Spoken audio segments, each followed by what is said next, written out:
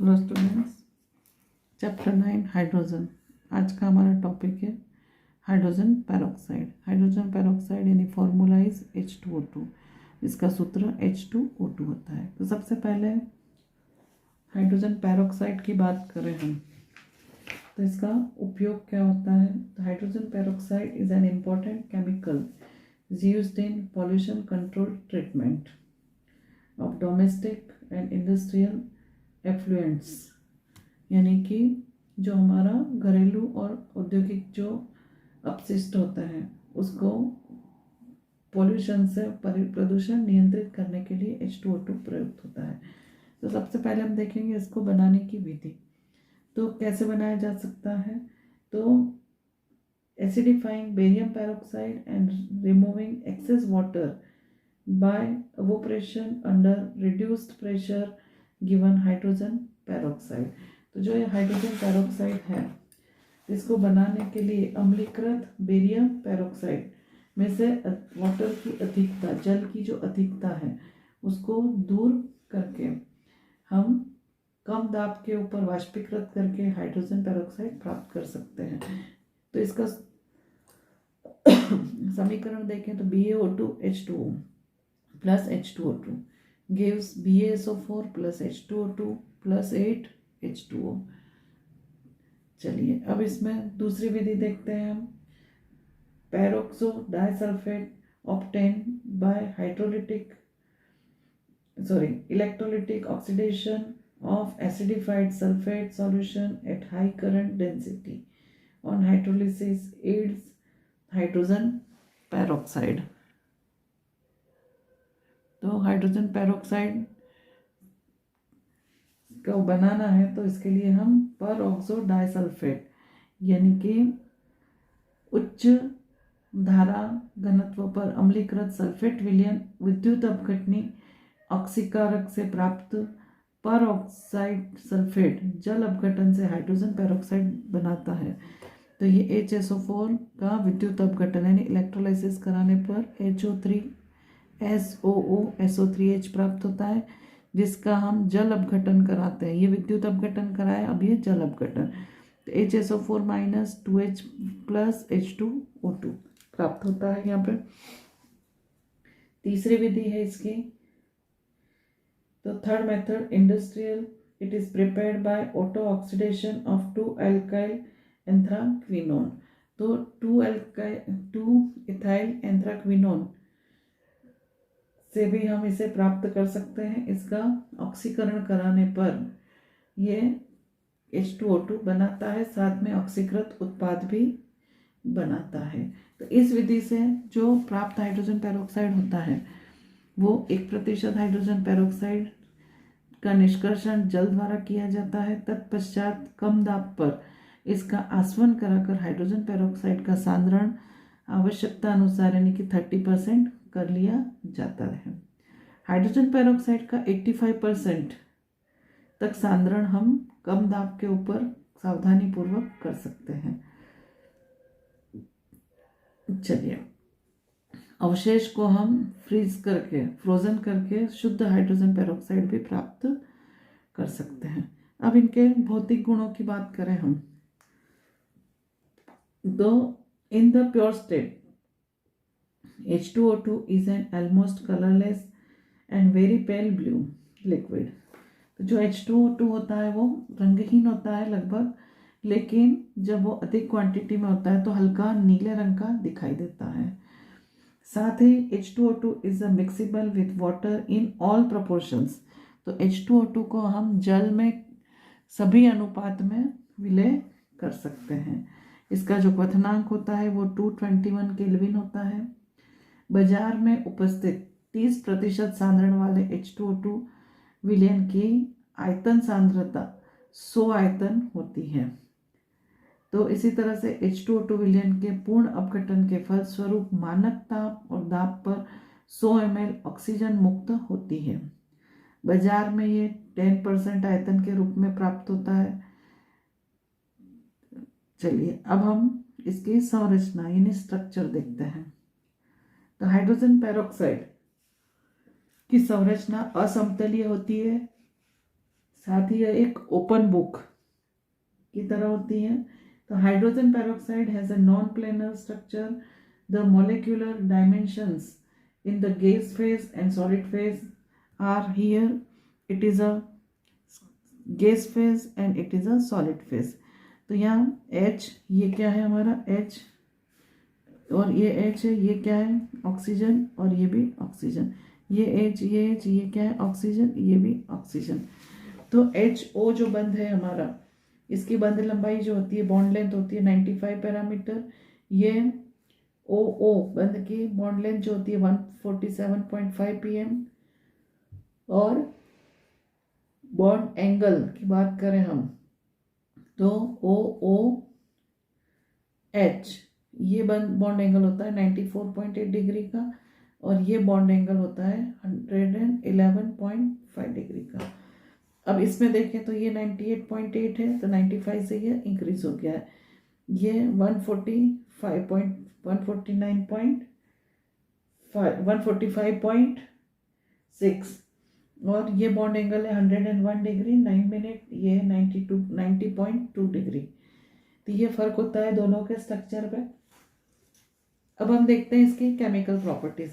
Oxidising action in acidic medium, it acts as a oxidising as well as reducing agent in both acidic and basic medium. तो ये ऑक्सीकारक और अपचायक की तरह दोनों माध्यमों में, अम्लीय और क्षारीय माध्यमों में कार्य करता है। तो अब हम इसमें सबसे पहले देखते हैं oxidising action in acidic medium.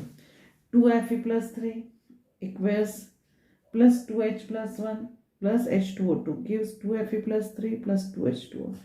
इसी तरह से PbS plus H2O2 gives PbSO4 plus 4H2O। तो ये तो हमारी हो गई अम्लीय माध्यम में अभिक्रिया। अब अम्लीय माध्यम की अभिक्रिया के बाद में हम इसको देखते हैं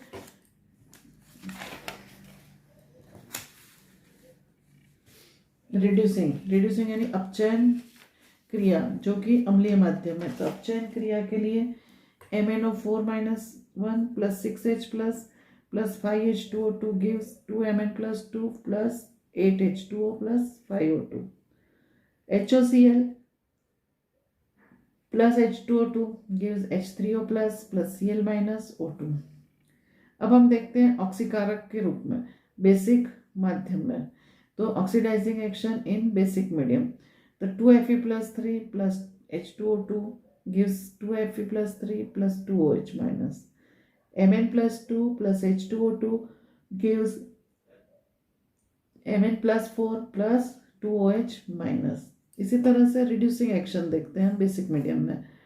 तो I2 plus H2O2 plus 2OH minus gives 2I minus plus 2H2O plus O2। 2MnO4 minus plus 3H2O2 gives 2MnO2 plus 3O2 plus 2H2O plus 2OH minus। तो इस तरह से ये अभिक्रियाएं अम्लीय और क्षारीय दोनों माध्यमों में संपन्न होती है। अब हम बात करें इसके स्टोरेज की, यानी कि भंडारण। तो इसका भंडारण कैसे करना चाहिए, कैसे होता है। तो H2O2 decompose slowly and it is exposure to the light. तो वो लाइट प्रकाश की उपस्थिति में क्या होता है, अपघटित होता है और H2O तथा O2 बनाता है। तो 2H2O2 gives 2H2O plus O2। So in the presence of metal surface or traces of alkali, the above reaction is catalyzed and it is therefore stored in wax lined glass or plastic vessel in dark। तो इस अभिक्रिया से बचाव के लिए हम इसको plastic या कांच के जार में मोमबत्ती से सील्ड ऐसी बॉटल में रखते हैं। Urea can be added as a stabiliser. तो इसमें यूरिया भी कुछ मात्रा में मिलाया जाता है जिससे उसका अपघटन रोका जा सके। It is kept away from the dust. इसको धूल से बचाते हैं, क्यों? Because dust can be induced explosive and decomposition of the compound. तो एक्सप्लोजिव के रूप में काम करती है, इसलिए इसको धूल से बचाया जाता है। अब हम इसके उपयोग की बात करें तो इसके यूजेस क्या है। तो in daily life it used as a hair bleach and as a mild disinfectant, as an antiseptic. It is solid in the market as a परहाइड्रोल। तो इसका उपयोग कहाँ होता है? तो हेयर डाई में इसका उपयोग किया जाता है। साथ ही इसका उपयोग प्रतिरोधी के रूप में बाजार में परहाइड्रोल के रूप में मिलता है ये। साथ ही कीटाणुनाशक के रूप में इसका प्रयुक्त होता है। इसका उपयोग सोडियम परबोरेट और सोडियम परकार्बोनेट के निर्माण में किया जाता है, जो उच्च कोटि के अपमार्जकों के लिए उपयोगी होते हैं। साथ ही इसका उपयोग हाइड्रोक्विनोन, टार्ट्रिक अम्ल, खाद्य उत्पाद तथा औषधियों के संश्लेषण में भी किया जाता है। उद्योगों में H2O2 का उपयोग वस्त्र, कागज, चमड़ा, तेल, वसा आदि के विरंजन में किया जाता है। तो आजकल H2O2 का उपयोग शुरुआत में मैंने जैसे बताया ऐसे पर्यावरणीय हरित रसायन में होता है, साथ ही घरेलू तथा औद्योगिक बहिर्स्राव के उपचार में होता है, और साइनाइड के ऑक्सीकरण में, वाहित मल के लिए वायुजीवी में किया जाता है। तो ये सारे क्या हो गए, इसके उपयोग हो गए। भंडारण कैसे करना वो भी हो गया। अब हम एक चीज देखते हैं यहाँ पे, भारी जल। तो भारी जल यानी कि हैवी वाटर जिसको बोलते हैं हम।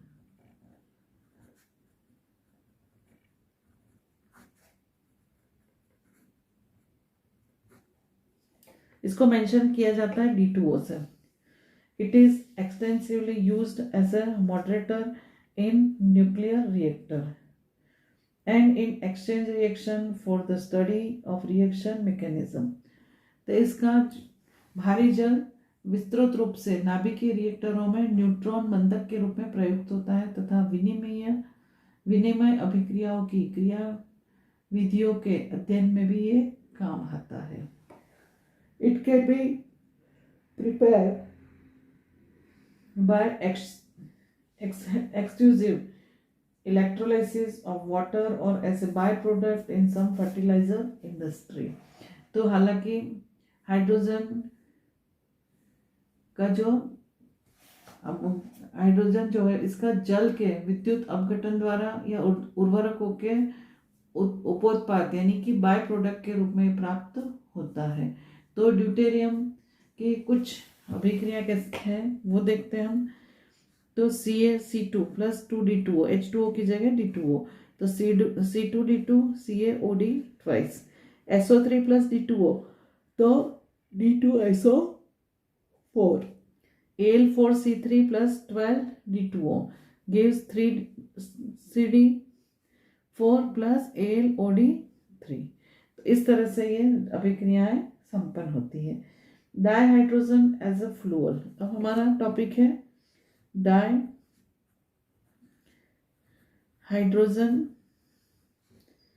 As a fuel.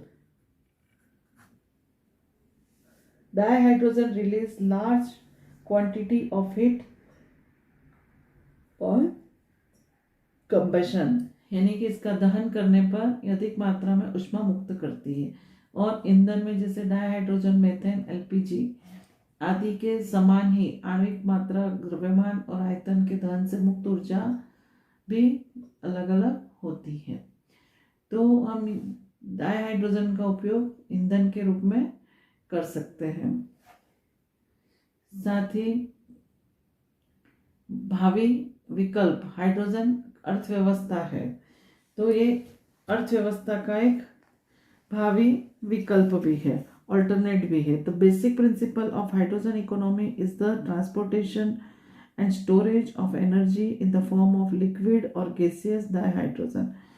तो हमारा जो हाइड्रोजन अर्थव्यवस्था है उसमें हाइड्रोजन अर्थव्यवस्था का मूल सिद्धांत ऊर्जा का द्रव हाइड्रोजन अथवा गैसीय हाइड्रोजन के रूप में अभिगमन तथा भंडारण है।